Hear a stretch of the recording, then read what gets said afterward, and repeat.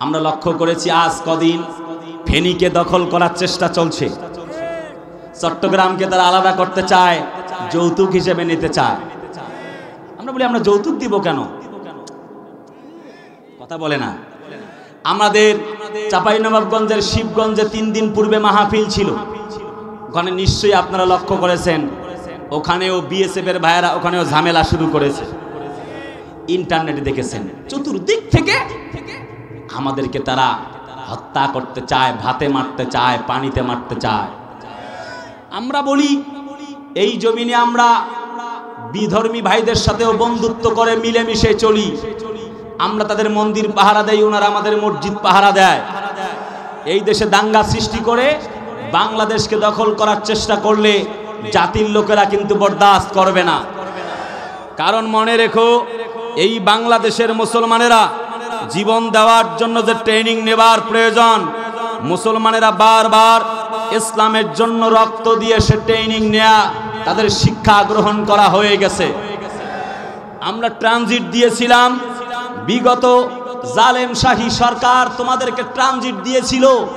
ভারতের গুজরাটের খুনিকে বলবো, সেই কলকাতা থেকে ত্রিপুরা পর্যন্ত রাস্তা, রেল যোগাযোগ পর্যন্ত আমরা দিতে চেয়েছিলাম।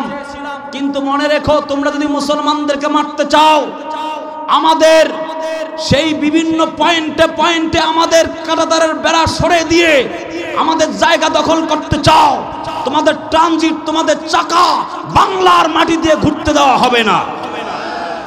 আমি তোমাদেরকে লক্ষ্য করে বলতে চাই, নতুন এই তৌহিদি ছাত্র জনতা আধিপত্যবাদের বিরুদ্ধে কল্লা উঁচু করে কথা বলা আরম্ভ করেছে। এদেরকে আর দমিয়ে রাখা যাবে না। চট্টগ্রামের মাটিতে জনাব সাইফুল ইসলাম অ্যাডভোকেট ভাইটিকে তোমরা হত্যা করেছো। দুর্বার আন্দোলন আমরা গড়ে তুলি নাই, আমরা অস্ত্র হাতে তুলে নেই নাই। আমরা বিশ্বাস করি এই জমিনে ধর্ম যার যার, উৎসব তার তার। কিন্তু আমরা লক্ষ্য করেছি, তোমরা চট্টগ্রামকে আলাদা করতে চাও, ফেনীকে নিতে চাও, 1 ইঞ্চি মাটিও বাংলার জমিনের মুসলমানরা কিন্তু ছেড়ে দিবে না। মনে রেখো, 16 কোটি মুসলমানের 32 হাত। এই 32 কোটি হাত যদি আর একবার জাগে, তাহলে পরে মনে রাখো, মুসলমানরা কেউ যদি আবার রক্ত দেবার জন্য মাঠে ময়দানে একজন নেমে যায়, আবু সাইদের উত্তরসূরি 16 কোটি মুসলমানরা কিন্তু নেমে যাবে। আবু সাইদের উত্তরসূরিরা যদি, মুসলমানরা যদি মাঠে নেমে যায়, আল্লাহর কসম, ওই সেই দিল্লির লালবাগ কেল্লায় দাঁড়িয়ে মুসলমানরা আল্লাহু আকবারের আওয়াজ তুলতে থাকবে। গেরুয়া বাহিনীরা তাদের যে পতাকা তুলে মুসলমানদেরকে অবমাননা করেছে, মুসলমানরা তার প্রতিবাদ করে স্বাধীন সার্বভৌম ইসলামের জন্য মুসলমানরা জীবন দিবে, রক্ত দিবে। আল্লাহর ঘর মুসলমানদের সেই বাবরি মসজিদকে ছেড়ে দিবে না, স্বাধীন সার্বভৌম বাংলাকে ছেড়ে দিবে না, ইসলামের সম্মান আদর্শকে ছেড়ে দিবে না।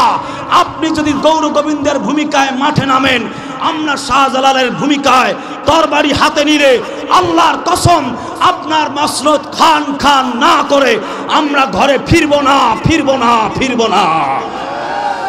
এই পক্ষে কারা কারা রাজি? দুহাত তুলে আল্লাহকে দেখাও।